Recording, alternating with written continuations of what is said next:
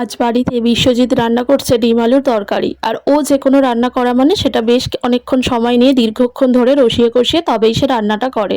তো ডিম আলুটা আমি সেদ্ধ করে গিয়েছিলাম, আর কোনো কিছুই আমি করে যাইনি। ওকে আমি বলেছিলাম যদি রান্নাটা তুমি করো তাহলে ভিডিও করো, আমি ফোনটা রেখে যাচ্ছি।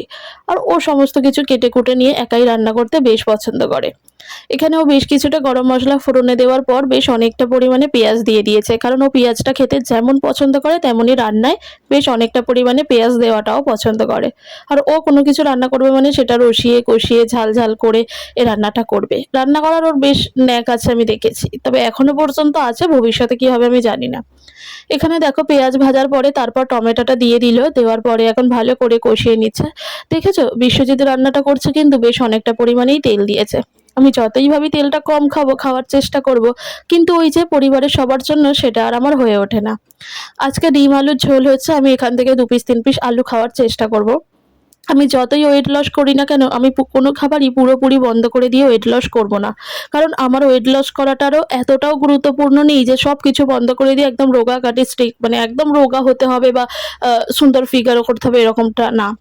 আমার একটাই টার্গেট, সেটা হলো যে আমার ওয়েট অনেক বেশি বেড়ে যাচ্ছে, যেটা আমার আগে এত ওয়েট ছিল না। অথচ আমাকে যারা দেখছে তারা বলছে আমি অনেক রোগা হয়ে গেছি। মানে আমার শরীরের ফুলো ভাবটা হয়তো কমে গেছে, কিন্তু আমার ওয়েট অনেক বেশি বেড়ে গেছে।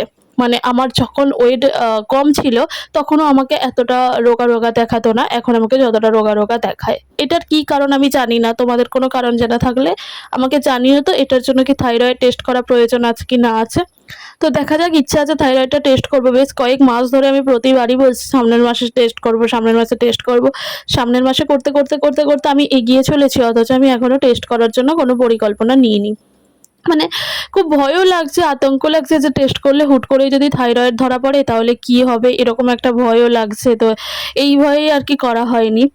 তো দেখলে ও প্রথমে বেশ কিছুটা জল দিয়ে সেটা একদম শুকিয়ে নিল, শুকিয়ে নেবার পর তারপর ঝোলের জন্য অনেকটা পরিমাণে জল দিয়ে দিল। এখন এই জলটা ফুটে গেলে তারপর ডিমগুলো দিয়ে দিল। আমি আর বিশ্বজিৎ যখন রান্না করি তখন কিন্তু ঝোলের মধ্যে ডিম দিয়ে একটু ফোটাই। আমার শাশুড়িমা যখন রান্না করে তখন কিন্তু ঝোলের মধ্যে ডিম দেওয়ার পরেই নামিয়ে নেয়, আর বেশ কিছুক্ষণ ফোটায় না। আমরা কিন্তু বেশ কিছুক্ষণ ফোটাই, ফোটানোর পর গরম মশলা দিয়ে নামিয়ে নিই। যদি শীতকাল হতো তাহলে একটু ধনেপাতা দিতাম। জানো তো আমাদের ছাদে না বিলাতি ধনেপাতার গাছও আছে, কিন্তু ওই বিলাতি ধনেপাতার গন্ধটা আমার একদম ভালো লাগে না, তাই আমি দিই না। তো দেখেছো ডিমটা দেওয়ার পর বেশ অনেকক্ষণ ফুটছে, এখনো বেশ কিছুটা ফোটানো হচ্ছে।